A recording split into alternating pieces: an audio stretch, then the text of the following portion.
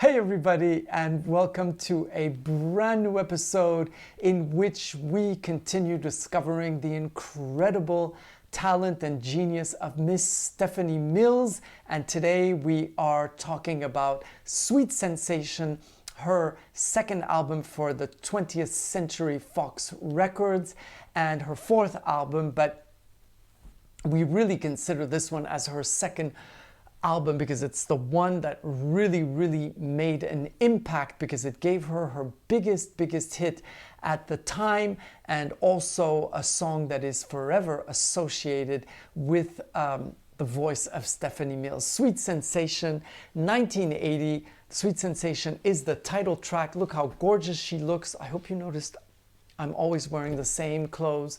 Well, I try. The title track, Sweet Sensation, was issued as a single. It did very well on the R&B charts. On Billboard, it was number 50, so it didn't have a huge impact. But in terms of danceability, we knew that this was something amazing, and the entire album is just absolutely extraordinary. 8 songs, and I defy anyone to think that there's one song that's weaker than another. And Try My Love is the second song. It is also a dance song, although it's got a little bit more of a ballad. It's just gets a little bit softer, but her voice is just absolutely incredible. Now, Stephanie Mills does no background vocals on this album. Now, this is her second album, also produced by James M. Hume and by Reggie Lucas. Now, they did the previous one as well, and I forgot to mention it. It's not that I forget, it's just that sometimes the board is too far away and I can't see very well. I Just Want to Say is the first love song, and this is where Stephanie Mills excels, because she has such a soft voice and she has a speaking voice that is just extraordinary. It's just as powerful and as high as you can imagine, but it can also become just a whisper, and that song just tells it all. It's just absolutely incredible. I Wish That You Were Mine is one of those ballads that just, flows. It's the kind of song you have to listen to in your car with the top off, if you're able to have a top and a car. And it's just absolutely incredible, because she flows with the music, beautifully orchestrated. And it's really in this album, because of the previous and this one, that you begin to say there is a true Stephanie Mills sound. There's really something where you can associate her with a certain type of soul music. Now, this album was considered R&B, soul, and of course this is 1980, so anything that's associated to disco is a bit sticky, and so of course it's not. And Stephanie Mills always said that her music was a little more than just disco music, although to me, I find there's no shame in talking about disco. It's my favorite era, and it's the music I adore. But of course, it's always more than that.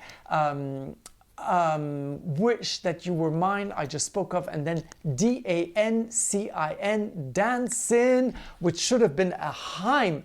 It's just so catchy and so great.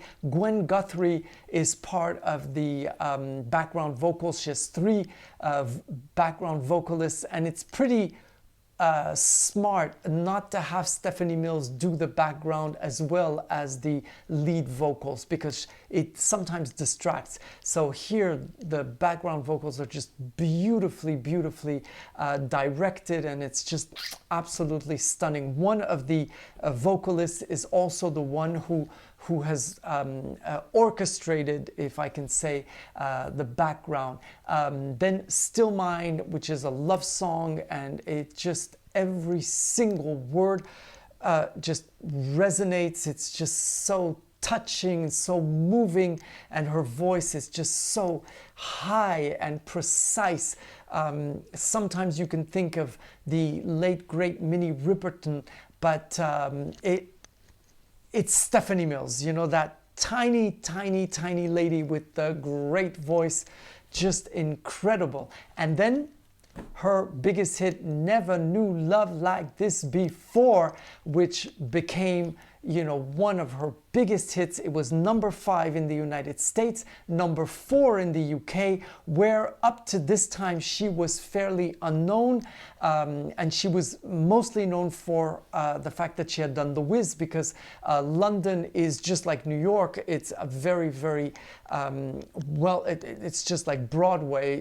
When a show opens in New York, it opens in London, and vice versa. So before that, Stephanie Mills hadn't had such a big impact in the UK, but after that song, she was huge, and she was huge everywhere. And it is her signature song in her one of her later albums called Something Real, which is an amazing album. The beginning, you hear I Never Knew Love Like This Before, and then it's like a record that scratches, and then she starts singing another song, and then Charles Jenkins and his incredible chorus sang that song, you know, with the incredible gospel hymn, and it's featuring Stephanie Mills, and she sings it, and this is more recent. You have to listen to that song, and of course I'm putting the covers so you can find it, because when Stephanie Mills goes never knew, you just lose your mind. She ends the album with Mixture of Love, which is a soft ballad, and it's just absolutely gorgeous.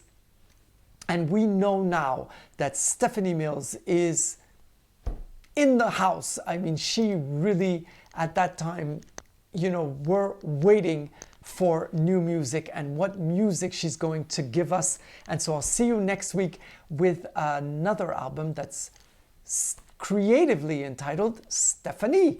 I'll see you next week. Bye bye.